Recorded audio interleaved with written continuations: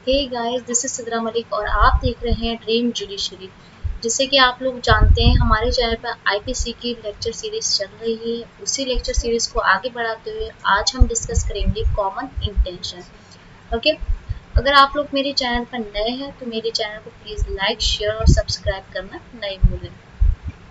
तो अब हम ज़्यादा टाइम को वेस्ट न करते हुए आगे बढ़ते हैं। तो हम सबसे पहले हम बताते हैं कि सेक्शन 34 जो डील करता है किसके साथ, कॉमन इंटेंशन।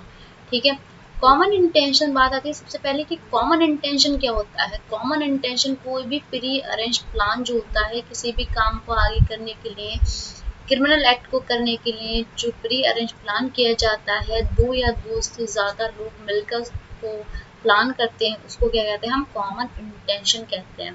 ओके, जैसे हम प्रायर मीटिंग ऑफ माइंड मतलब मस्तिष्क का पूर्व मिलन, तो ये क्या हो गया, कॉमन इंटेंशन। किसी भी काम, जैसे फॉर एग्जांपल ए और बी है, ए और बी प्लानिंग करते हैं किसी का मर्डर कमिट करना है। ए बी से कहता है कि सी को पॉइजन दे के उसका मर्डर कमिट करना है। दोनों चाहते हैं सी का मर्डर कमिट करना है। यहाँ पर दोनों ने क्या की है, प्लानिंग की है। किस चीज़ के लिए, सी का मर्डर कमिट करने के लिए। तो यहाँ पर दोनों का क्या हो गया, कॉमन इंटेंशन। ओके, तो प्री अरेंज प्लान था दोनों का सी का मर्डर कमिट करने का, तो ये होता है कॉमन इंटेंशन। अब हम बात करते हैं कि section 34 of Indian penal code क्या कहता है। इसका मेन हेडिंग क्या है, acts done by several person in furtherance of common intention. मतलब इसका ये क्या है, क्या कहता है इस सेक्शन कि जब कोई भी क्रिमिनल एक्ट जो सेवरल पर्सन दो या दो से ज्यादा लोग, ठीक है, मिलकर करते कॉमन इंटेंशन के साथ एक क्रिमिनल एक्ट करते हैं, तो यहाँ पर उन सबकी लायबिलिटी दो या दो से ज्यादा होंगे। ठीक है, दो भी हो सकते हैं, दो से ज्यादा भी हो सकते हैं, दो से कम नहीं हो सकते। तो उनकी लायबिलिटी सेम ऐसे मैनर में होगी जैसे कि वो कोई अकेला जो काम करता जिसके लिए वो लायबल होता, तो सब उसी के लिए लायबल होंगे। फॉर एग्जाम्पल ए और बी प्लान करते हैं सी का मर्डर कमिट करने के लिए, जो हमने अभी एग्जाम्पल लिया था उसी को मैं समझा रही हूँ। ए और बी प्लान करते हैं सी का मर्डर कमिट करने के लिए। ए जाके बी को शूट कर ए जाके सी को शूट करता है। तो यहाँ पे जब ए सी को शूट करता है तो बी यहाँ पे ये नहीं कह सकता कि मेरी कोई लायबिलिटी नहीं हुई, मैंने शूट नहीं करा सी को, ए ने शूट करा है। तो यहाँ पर और फिर मेरा एक जो लायबल है मर्डर के लिए, ए लायबल है। भले ही मैं चाहता था कि ए को सी को मारना, मर्डर कमिट करना, लेकिन यहाँ मैंने सी का मर्डर कमिट नहीं किया। तो बी ऐसा नहीं बोल सकता, इस बात का डिफेंस नहीं ले सकता, क्योंकि यहाँ पर ए और बी के दोनों का प्री अरेंज प्लान था, दोनों का कॉमन इंटेंशन था, इसलिए दोनों सेम लायबल होंगे। भले ही शूट ए ने किया है, लेकिन यहाँ पर लायबिलिटी दोनों की सेम होगी, सेम उसी मैनर में होगी। ए अकेला जैसे इस काम को करता या बी अकेला जाके सी का शूट करता, इस तरीके से अगर वो अकेला जिस टाइप से लायबल होता, सिर्फ उसी मैनर में उनकी लायबिलिटी होगी। ठीक है, समझ में आया। अब होता है इसके एसेंशियल क्या होते हैं, कॉमन इंटेंशन के इंग्रेडिएंट्स की हम बात करते हैं। तो यहाँ पे कोई भी देयर मस्ट बी एक्ट, कोई भी एक्ट होना चाहिए जो कि क्रिमिनल नेचर का हो, और जो एक्ट है वो दो या दो से ज़्यादा लोगों ने किया हो। ठीक है, एक्ट क्रिमिनल नेचर का होना चाहिए, दो या दो से ज़्यादा लोगों ने किया हो।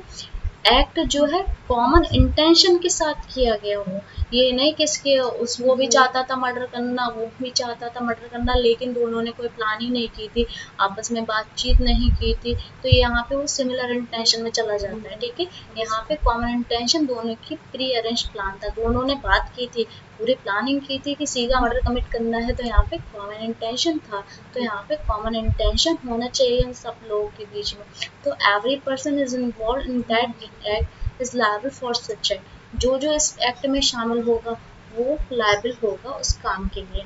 यहाँ पे जैसे मैंने अभी एग्जाम्पल दिया था, ए और बी प्लान करते हैं सी का मर्डर कमिट करने के लिए, ए जाके सी को शूट कर देता है, तो बी कह दे कि मेरी कोई लायबिलिटी नहीं है, मैंने सी को शूट नहीं किया, तो ऐसा नहीं कह सकता। बी भी इसमें इन्वॉल्व है, तो बी भी सेम उसी मैनर में लायबल होगा जैसे ए जिस मैनर में ए लायबल होगा उसको उसका मर्डर कमिट करने के लिए। ठीक है, अब हम आगे बढ़ते हैं। तो इसका एक लीडिंग केस है वीरेंद्र कुमार घोष वर्सेस एम्परर। ये एग्जाम में पूछा जाता है। सेक्शन 34 का लीडिंग केस है या फिर Virendra Kumar Ghosh versus emperor 1925 case किससे डील करता है, किससे रिलेटेड है, कौन से सेक्शन से, तो सेक्शन 34 ऑफ आईपीसी। तो यहाँ पे इस केस में क्या हुआ था, 5 पर्सन थे, A B C D and A, ठीक है, जो प्लान करते हैं एक बैंक को रॉब करने की। तो जो उसमें से 4 मेंबर होते हैं ए बी सी और डी, ठीक है, वो तो बैंक के अंदर चले जाते हैं और ई बाहर खड़ा रहता है गेट पर, उनको अवेयर करने के लिए कि पुलिस ना आ जाए, बताने के लिए, ठीक है। यहाँ पे ई का एक्ट कुछ नहीं है, बस देखना है, स्टैंडिंग होना है गेट पर कि उनको अवेयर करने के लिए कि पुलिस ना आ जाए, लेकिन ये सेम उसी मैनर में रिस्पॉन्सिबल होगा जिससे कि वो चारों रिस्पॉन्सिबल होंगे, ठीक है। तो यहाँ पे कोर्ट ने हेल्ड किया, the court held that they also serve who stand and wait, उसने केवल खड़ा हुआ है और उसने वेट किया है। It is not necessary for that the participation of all person shall be equal. Court ने कहा ये जरूरी नहीं है कि ऑल पर्सन का पार्टिसिपेशन कॉमन इंटेंशन में इक्वल हो, वो किसी का कम किसी का ज्यादा हो सकता है, लेकिन इसका मतलब ये नहीं होगा कि उनकी लायबिलिटी कम या ज्यादा होगी, उनकी लायबिलिटी बराबर होगी, ठीक है।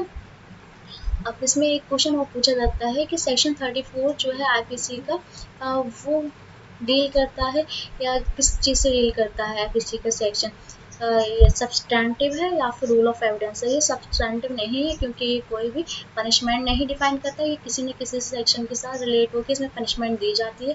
अगर मर्डर कराए तो करा जाता है 302/34, अक्सर आप लोगों ने लिखा देखा होगा, तो हमेशा ये रूल ऑफ एविडेंस है, नॉट अ सब्सटैंटिव, ओके।